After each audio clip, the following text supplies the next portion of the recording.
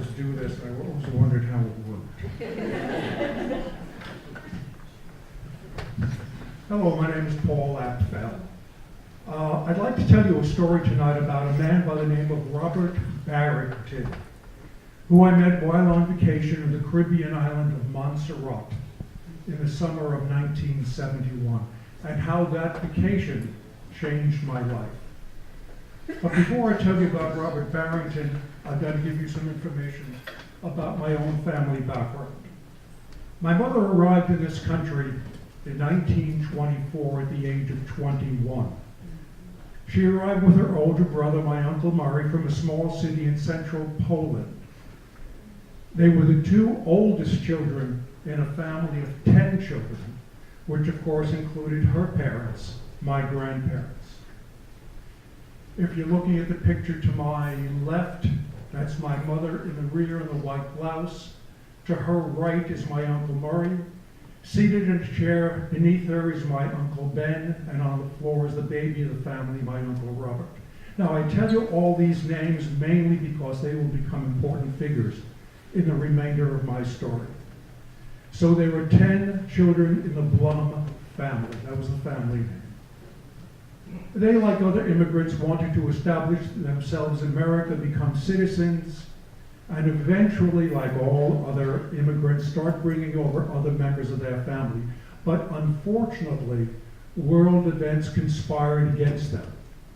In 1925, the United States passed a series of very restricted immigration laws meant to reduce immigration from Southern and Eastern Europe.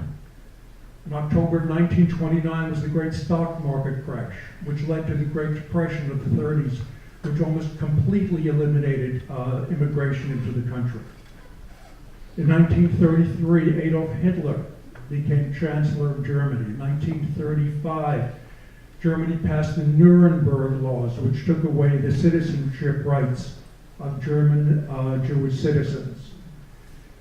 In early 1938, Hitler invaded Austria and spread the Nuremberg laws to that nation. And later in 38, in November of 38, an event which Germans called Kristallnacht, or the Night of Broken Glass, occurred, which Jews around the world commemorate as the start of the Holocaust.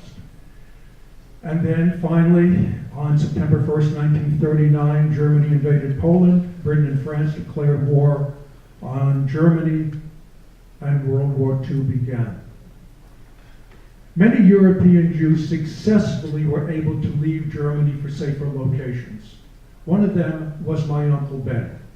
He managed to leave Poland and make his way to Palestine, where he worked on a communal farm.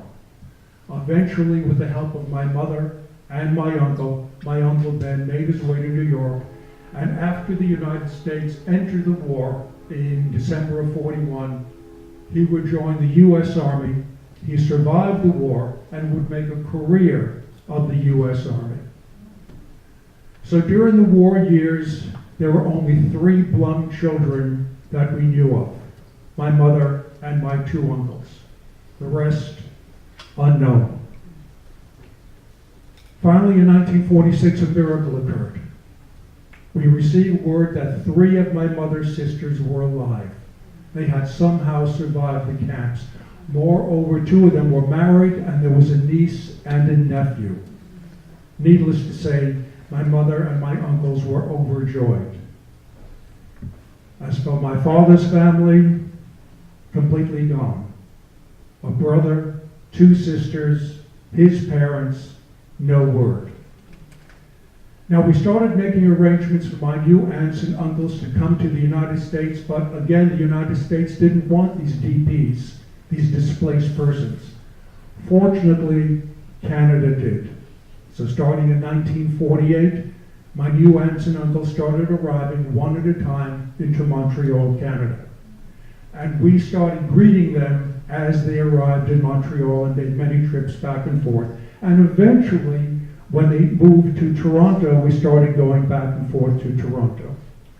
Now, my new aunts and uncles spoke no English, or very, very little English. They spoke Polish, and they also spoke Yiddish, which is a universal language of Eastern European Jews. Fortunately for me, My folks spoke some Yiddish at home, and I was able to pick up the language and communicate with my new aunts and uncles. So by the time the early 1950s rolled around, 6 of the Blum children were safe. There were 3 in Canada and 3 in the U.S. My mother and my 2 uncles in the U.S. And as for the rest of the family, the other 4 Blum children, nobody knew. Let's fast forward. It's the summer of 1971. I'm a bachelor. I'm living in New York City in an upscale area. I'm a buyer for a very large New York City department store. And I have a girlfriend. So the girlfriend and I decided we wanted to take summer vacation. And we decided we were going to go to the Caribbean island of Montserrat. Upon checking into the resort hotel, much to our surprise and pleasure, we met a young couple who were from Ottawa, Canada, Hank and Carol Sims. They were about our age. Hank was a musician and owned a music store. Carol was a teacher, and we hung around with the Sims couple. One day we decided to visit a local attraction of Black Sand Beach. And on that beach, we ran into a man by the name of Robert Barrington. So we spoke for a while, and I noticed that Robert Barrington had the same distinct East European accent as my aunts and uncles in Canada. And it turned out Robert was from Canada. He was a furrier, and he lived in Toronto, just like my aunts and uncles. So I said to him, "Bob, how did a nice Jewish guy like you get a name of Barrington?" And he told me a bit of his story. When Hitler's armies became active, he left his homeland and made his way to London, where he wanted to join the British Navy. But he was told that with a name like his, he should really consider getting a more anglicized name. So he got a hold of a London phone book, looked up under the B's, and he found the name Barrington. And he became Robert Barrington. Great name, great name. Well, the next question obviously was, well, what was your real name? And he said, Robert Blum. If you remember from the earlier part of my story, my mother's family name was Blum, and she had a younger brother by the name of Robert. Was this man standing in front of me my missing uncle? After all, the name was correct. The age was right. He was a Canadian, just like my Jewish Canadian aunts and uncles. He had the same accent. And like my Uncle Ben, he had left the land of his birth to join the army of a foreign nation. But it was not to be. This Robert Blum was an Austrian Jew who left Austria, made his way to London, joined the British Navy, and eventually made his way to Canada. We exchanged stories, we exchanged phone numbers and addresses, we bid each other farewell, and we returned back to the hotel to continue our vacation. Well, all good things have to come to an end.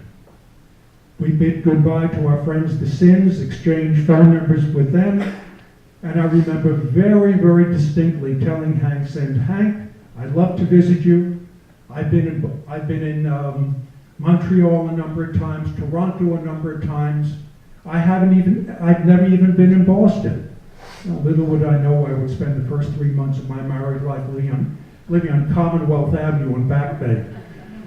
But anyhow, we said goodbye to the Sims, returned back to New York, and that was that. A few days later, I got a call from an executive search agency asking me if I was interested in relocating and changing jobs. And I said, yeah, I'd love to get out to California.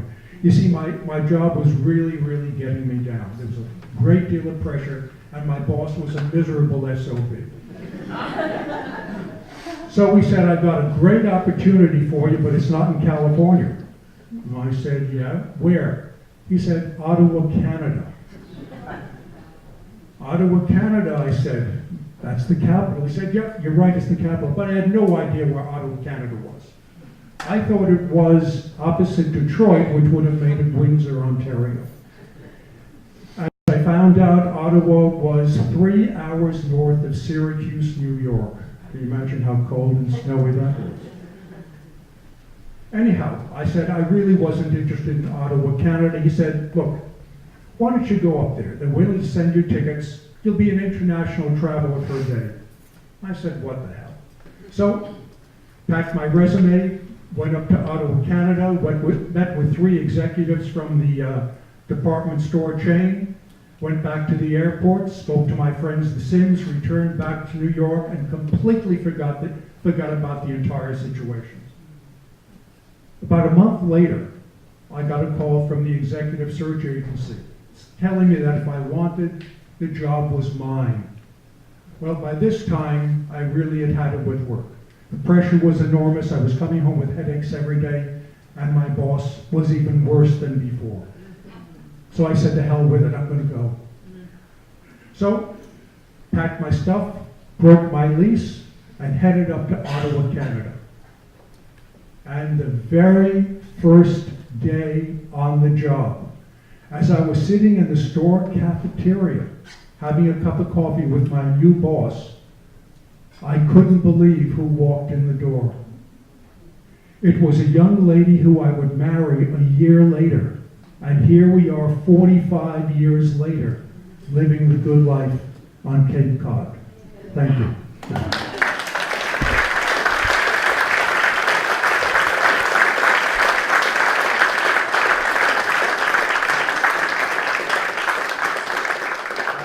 Pass on the microphone to Lisa Jo Rudy.